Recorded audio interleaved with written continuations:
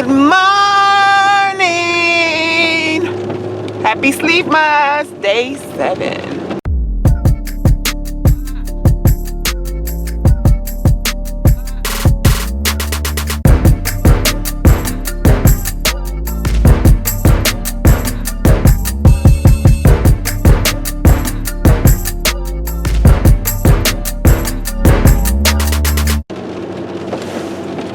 Hey y'all, welcome to Moni's Table. I'm your girl Moni. Before we get into the video, go ahead and hit that subscribe button and also hit that little bell that's beside the subscribe button so that you can receive instant notifications of when I upload a new video, because a lot goes down at the table, so you don't want to miss it.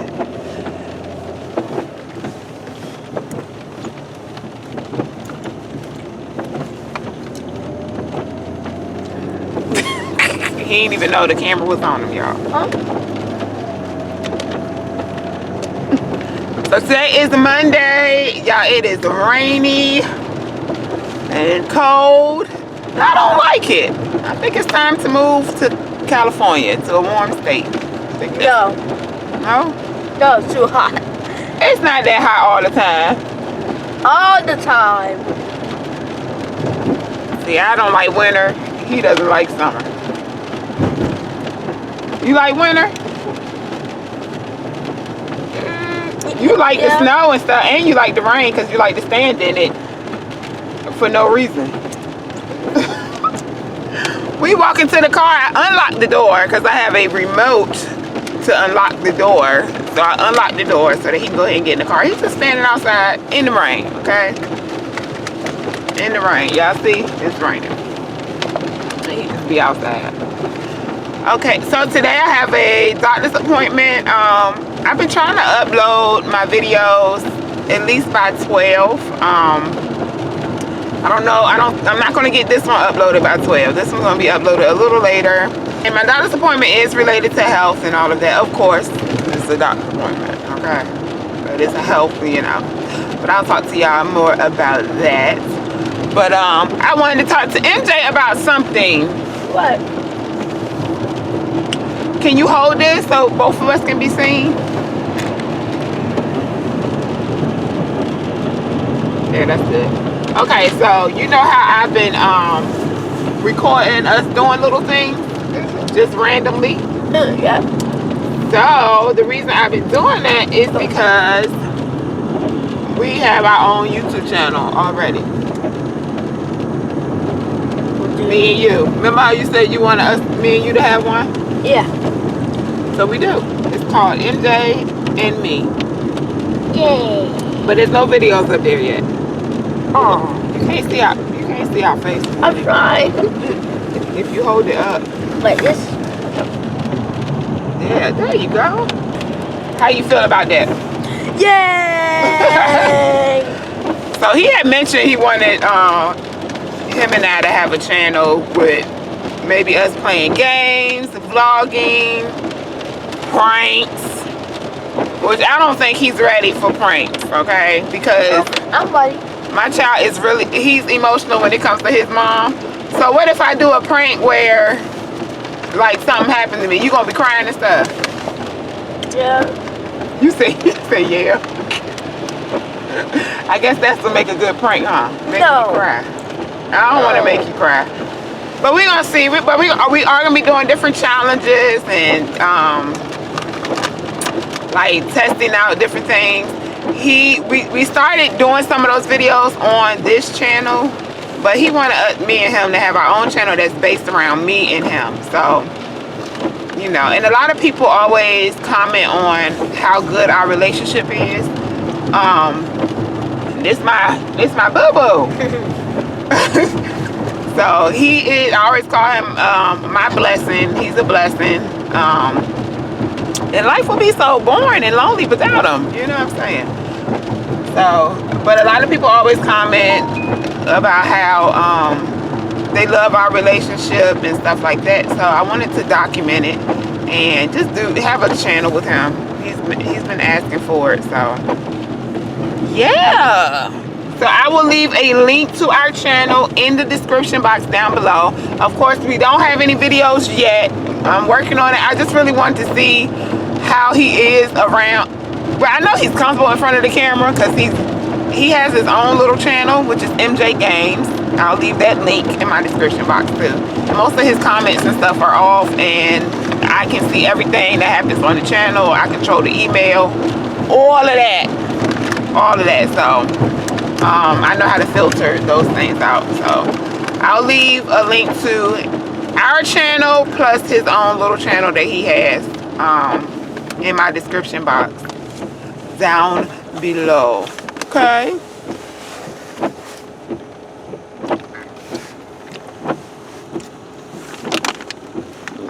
You show them what you eat. Got fish fry and mix.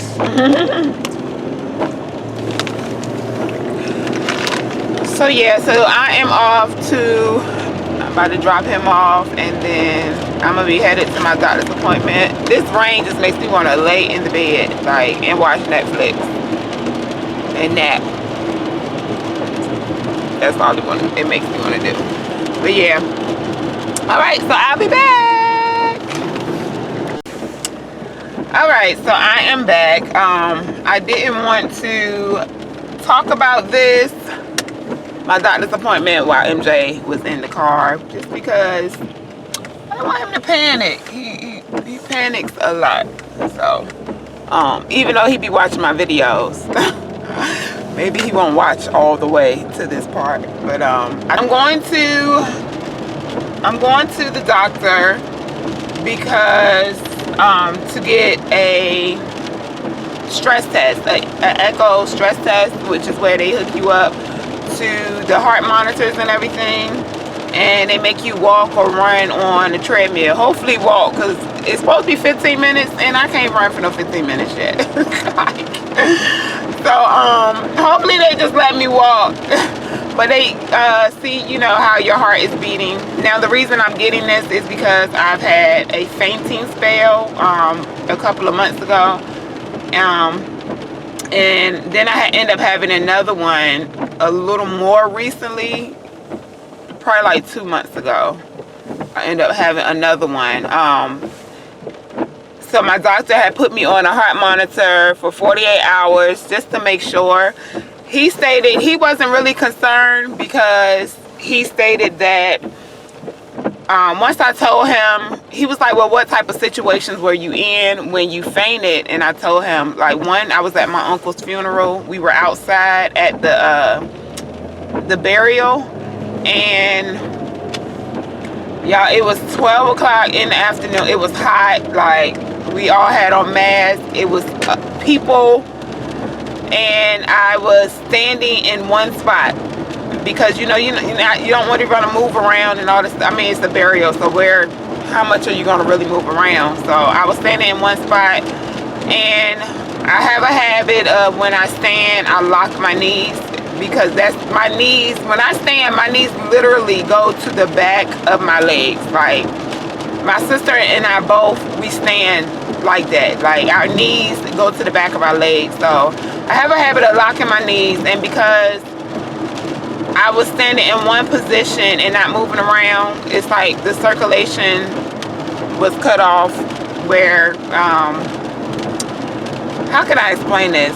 Okay, in your legs, and this is how the doctor explained it to me as well. In your legs, you have a main artery that goes from your legs to your brain, and it takes, of course, blood takes the oxygen back and forth throughout your body. Okay, so this main artery takes oxygen to your brain and everything. So when you stand with your knees locked, it can cause you to faint because it slows down the oxygen that's getting to your brain. Now that, paired with wearing a mask, paired with being in crazy heat, can definitely cause a fainting spell. A lot of military people have went through this because of them standing in formation for long extended periods of time.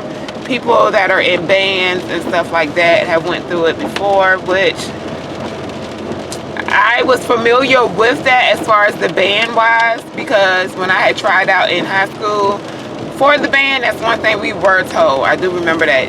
Do not lock your knees when you're, you know, standing in formation. So, but of course that was years ago. I'm 39, y'all, so that was years ago. But so the first time when it happened, I wasn't really pressed. Every time the 2 times that it's happened, as soon as I like hit the ground, I wake up. It's like the oxygen is able to go to my brain and I immediately wake up.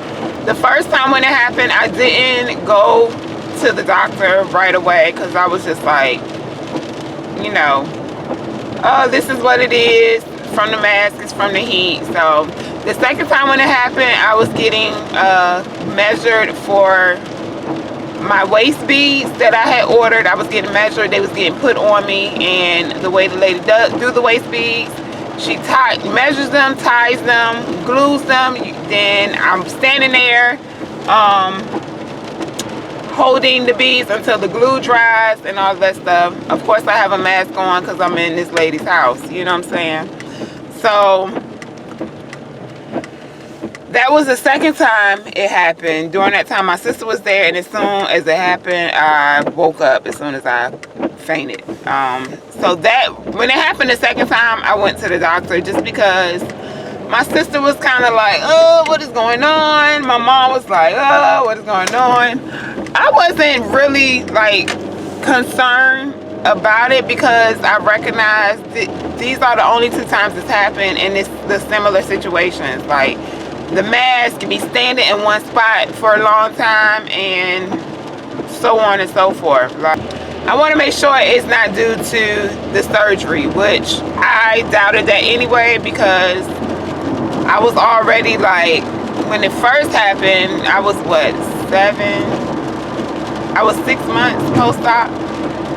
Yeah, I was 6 months post-op, and then when it happened again, I think I was 8 months post-op. I'm 10 months post-op now. So I'm like, that should have been happening. Like, what does the surgery have to do with that? So, you know, I did my own research and everything, and I didn't find too much of where the surgery was causing people to faint.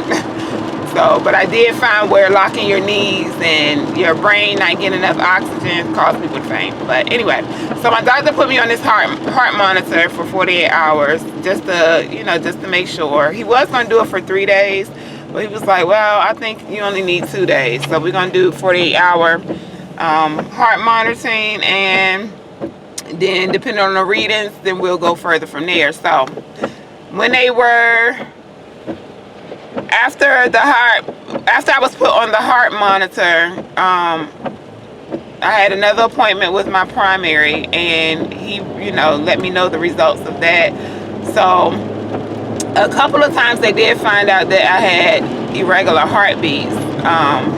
He was like, it wasn't through the whole thing, but it was a couple of times. So I asked him, like, well, does VSG, is this from my VSG surgery? He said, no, it definitely has nothing to do with that. He said it's something that either some people are born with or you can develop over the course of your life. You know, he was like, it's not uncommon for someone to have irregular heartbeats. And he said, we do see that it didn't happen all the time, but it was a couple of times where it happened. So we want to go further just to be on the safe side and give you a stress test. So that's what I'm doing now. I don't know if I'm going to be recording there. I kind of want to, just because, you know, I'm open with you all. And at first I wasn't going to share this because I didn't want people to assume, oh, it's from surgery, oh, it's from you doing these fasts, oh, it's from you doing this, it's from you doing that. When I've been doing this stuff for a long time. The surgery, of course, not for a long time. I'm still kind of a babe, so to speak, in the surgery. Well, not really. I'm about to be a year out. Like, I'm 10 months post-op. So I didn't want to deter people from getting it that's looking into getting it. I have a lot of people on my channel that has been using my channel as research or just encouragement because they're about to have their surgery. or whatever. So I didn't want this to discourage people from getting it or make them fearful that this is one of the complications that you can experience after.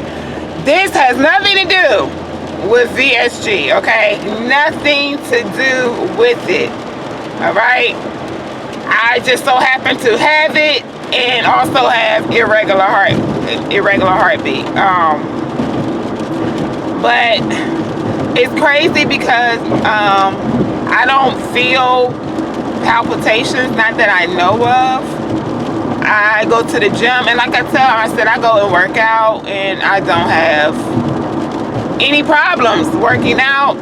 My job, one of my jobs, I'm on my feet the whole time, walking back and forth, but I'm constantly moving. Like, I worked retail for 5 years on my feet, but I was constantly moving. It was never where I was just at a standing still like a soldier. You know what I'm saying? So those are the only 2 times that I've experienced that, and that's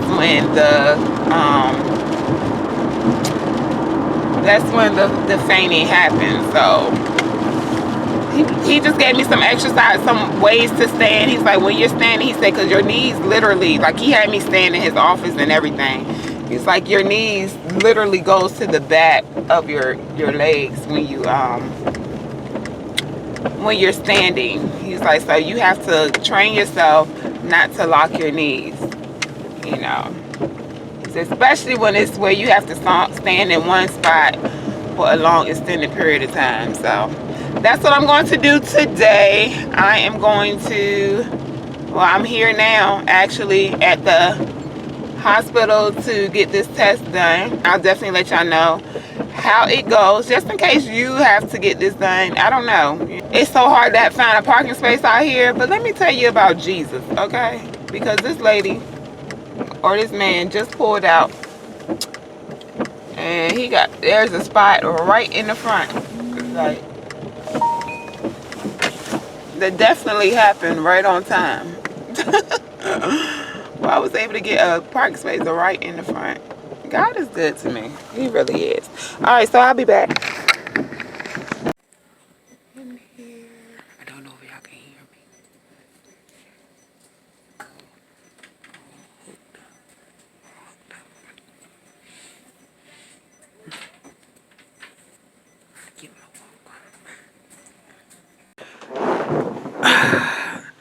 So I am home from my heart stress test, and how was it? So when I went in, of course, they hooked me up to all these monitors and everything around my heart, and then they took pictures of my heart, took a lot of pictures of my heart before I actually did the test.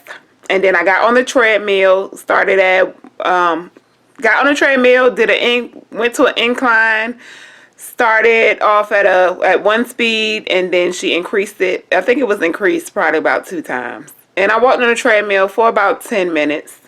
The whole test took like an hour and a half from the time I arrived and checked in and everything until after the test. It's crazy. They tell you to be there at least 15 minutes early. Well, for me, I had to be there 20 to 30 minutes early. But then it takes, like, I'm sitting there and I'm waiting for about 20 to 30 minutes. I could have just came at the time Lord Jesus.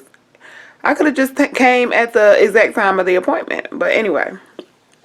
So after I walked on the treadmill and they got my heart rate and everything up, once it was over, I had to jump on the bed and they had to take pictures of my heart while it was still, elevated. So then the doctor comes in and he reads the test, looks at the pictures. So I was told that I do have an enlarged heart valve. It is slightly enlarged. And he was like, he said that probably was from you being overweight or obese and having the high blood pressure, and you probably had the high blood pressure way before you was actually diagnosed with high blood pressure, and that could cause that heart valve to be enlarged. He said there was a couple of skipped heartbeats, but it wasn't much. So I do have to see a cardiologist. I got to follow up with a cardiologist and see what's all that. And then he was like, the heart valve was leaky. I don't know. My mom was like, leaking what? I don't know. So I'm going to do some research just to see what it is. I'm not really stressing it or whatever. You know, I serve a God who's a healer, and I mean, I feel okay, you know, but it is something I'm gonna follow up with, because I put it in the hands of the doctor, so I'm gonna be obedient to what they say to a certain point, because yeah, I don't know, ain't no more surgeries and none of that happening. But you know, I'm just glad that I decided to take the step with having VSG and getting my health back in order, because if me being overweight caused this to happen, then me getting healthier, because he was like, you know, are you working out, are you exercising? Because they didn't know that I lost a lot of weight. But once he asked that, you know, I told him, like, yeah, that's me being diagnosed with the high blood pressure was really like what put the fire to the match, like, so to speak, and caused me to be like, okay, I'm gonna have this surgery so I can get my life back and get my health under control, you know. So I will definitely keep you all updated on that. I have to wait for my PCP, my primary care, to call me to set up the follow-up appointment for me with the cardiologist, and we'll go from there. Gonna get my research on to see what they talking about, and I'm gonna continue on this health journey. Okay, so y'all just keep me in your prayers. You know, I'm okay. I'm okay. If I've been living with this, he said it's been there for a long time. You know, so, but it's definitely, the obesity definitely played a big part in it. So it was just the motivation that I need to continue on being a healthier me. You know what I'm saying? So, until we meet again, may God be with you, and may heaven smile upon you. Be blessed. See y'all tomorrow. Bye.